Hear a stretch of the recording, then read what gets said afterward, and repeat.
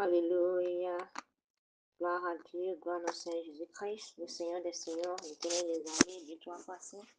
Nous disons merci, merci de nous avoir réunis sains et saufs, merci pour la grâce, pour ta fidélité dans nos vies, Seigneur. À toi la gloire, à toi l'honneur, à toi l'acclamation. Seigneur, nous venons à toi tel que nous sommes ce matin.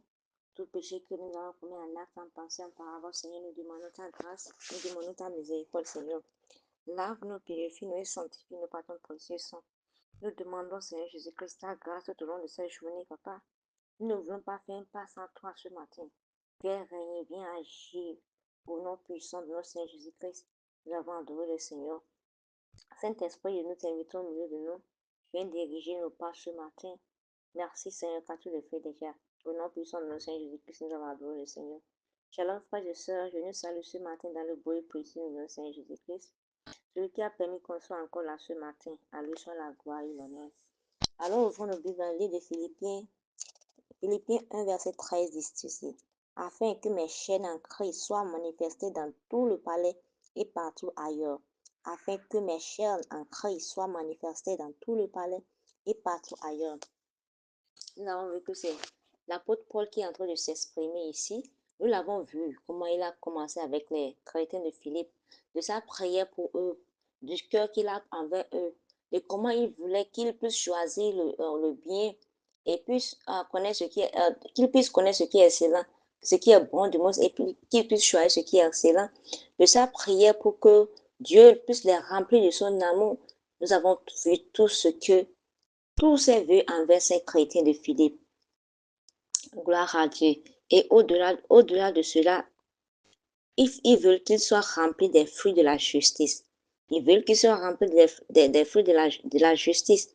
Et il les a fait savoir que le fait qu'il est en prison n'est pas un frein pour l'évangile, mais au contraire, le fait qu'il est en prison, c'est encore une opportunité pour faire avancer l'œuvre de Dieu. Allons réécouter ces audios et je sais une chose. Ça va encore nous bénir abondamment au nom puissant de Jésus-Christ. Et ce matin, par la grâce de Dieu, il est en train de continuer en disant aux Philippiens que tout ce qui est en train de passer, il veut que ces chaînes soient manifestées dans tout le palais et partout ailleurs. Gloire à Dieu. C'est vrai, il est en prison. C'est vrai, il est dans les chaînes. Mais il dit que il veut que même dans le palais royal, même dans les lieux où on ne s'y attendait pas, qu'il puisse savoir qu'il est dans les chaînes, non pas parce qu'il est un criminel, mais à cause de l'évangile. Et c'est aussi un moyen de faire quoi? De faire avancer l'œuvre de Dieu. Gloire à Dieu. Il veut que ça soit connu de tous qu'il n'est pas dans les chaînes à cause de l'acte qu'il a fait, mais à cause de Christ. Gloire à Dieu. Et nous avons vu que l'emprisonnement de l'apôtre Paul est devenu une tribune inattendue pour l'évangile. Au lieu de se laisser réduire au silence par ses chaînes, il a saisi chaque occasion pour témoigner de Jésus-Christ. Gloire à Dieu. L'apôtre Paul n'a pas laissé que ces chaînes soient un frein pour l'évangile. Il n'a pas laissé que l'ennemi puisse le faire taire parce qu'il était en prison. Non, au contraire. Il a utilisé chaque opportunité pour faire quoi? Pour annoncer l'évangile. Alors toi aussi, toi qui m'écoutes, tu ne sais pas par quoi tu passes. Peut-être que tu es dans une situation désagréable. Tu es dans un lieu où tu ne veux même pas. Et tu te dis à cause de ça, non, je ne peux pas parler de Jésus. Je ne peux pas. Mon frère, ma soeur, Dieu qui t'a mis là où tu es, c'est pour un but. Il n'y a pas cet endroit que là où tu es que Christ n'est pas. Partout où tu te retrouves, le Seigneur aussi est là. Même si tu es dans un village profond où il n'y a pas de lumière, où il n'y a personne, où il n'y a pas de grand chose, laisse-moi te dire, Jésus-Christ est là-bas. Donc partout où on se retrouve, Christ est là. Et il veut se glorifier dans tout ce qu'on est en train de faire dans nos vies. Gloire à Dieu. Donc l'apôtre Paul n'a pas laissé sa situation lui déterminer comment il va vivre. Il y a d'autres personnes, ils laissent leur situation leur dicter comment ils doivent vivre. Ça dicte leur manière de vivre, leur manière de parler, leur manière de faire avec les gens. Il y a des personnes qui deviennent aigries à cause de leur situation. Il y a des personnes à cause de ce qu'ils traversent, ils ne se réjouissent même pas avec les autres. Peut-être que toi, tu attends un mariage depuis des années et tu vois les gens se marier, tu dis jamais, ça devait être moi. Au lieu de réjouir pour l'autre personne, pour que pour toi puisse arriver, tu es aigri. Gloire à Dieu. Alors que dans chaque situation que tu te retrouves, Dieu, des fois, veut utiliser ça pour sa gloire. Gloire à Dieu. Donc, ainsi, même les gardes du palais et bien d'autres ont compris qu'ils souffraient pour le Christ. C'est pourquoi on a dit quoi? Que ces chaînes soient manifestées dans tout le palais. Parce qu'on a vu que même les gardes royaux, les gardes du palais, et bien d'autres ont compris que l'apôtre Paul ne souffrait pas parce qu'il avait volé, parce qu'il était un criminel, mais à cause du Christ. Gloire à Dieu. Et lorsqu'on souffre, la vie déclare que lorsqu'on souffre parce qu'on est un criminel là, c'est rien du tout, hein. On le mérite. Mais lorsqu'on souffre parce qu'on est un enfant de Dieu, c'est pour la gloire de Dieu. Et c'est lui qui va nous récompenser. Ce n'est pas un homme qui va nous récompenser, mais c'est lui qui va nous récompenser. Et c'est un rappel. Ce verset nous rappelle que Dieu peut se servir de nos épreuves comme témoignage. Il peut faire de ce que tu traverses un témoignage vivant pour les autres. Et parfois, le plus grand témoignage ne réside pas dans nos paroles, mais dans notre réaction face à l'adversité. Lorsqu'on est face à l'adversité, on est confronté à des problèmes, qu'est-ce qui sort de notre bouche? Est-ce que c'est des injures? Est-ce que c'est des lamentations? Est-ce qu'on met le tort sur Dieu? Il y a des gens aujourd'hui, quand on traverse des situations, au lieu de demander Dieu, qu'est-ce que tu veux faire sortir à travers ce que je passe?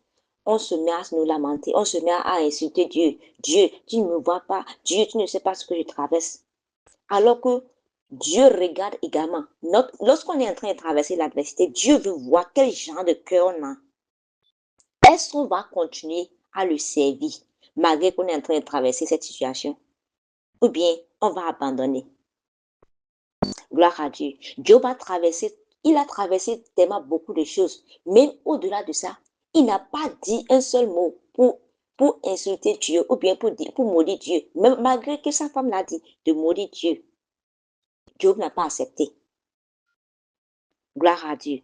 Et lorsque nous choisissons la foi plutôt que la peur, l'espérance plutôt que le désespoir et la louange plutôt que la plainte, les autres voient la présence de Christ dans nos vies. Alors ce matin, je ne sais pas par quoi tu traverses, mon frère, ma soeur. Tu traverses peut-être des épreuves que tu ne comprends pas. Tu traverses peut-être un désespoir. Ton cœur a été brisé. Tu ne sais pas. Mais au lieu de demander pourquoi cela m'arrive-t-il, demande plutôt, Seigneur, comment peux-tu être glorifié à travers cela? Pose-toi la question ce matin, Seigneur, ce que je traverse, comment tu peux être glorifié à travers cela?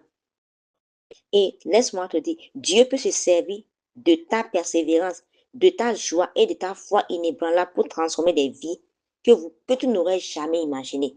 Tel que Dieu a utilisé la situation de Joseph pour transformer la vie de ses frères et autres, pour encore changer l'histoire d'Égypte en son temps. Dieu peut utiliser aussi ce que tu traverses pour changer la vie des autres. Alors n'abandonne pas. Ne sous-estime jamais l'influence de ton témoignage, car quelqu'un pourrait venir à Christ en voyant sa grâce à l'œuvre dans ta vie.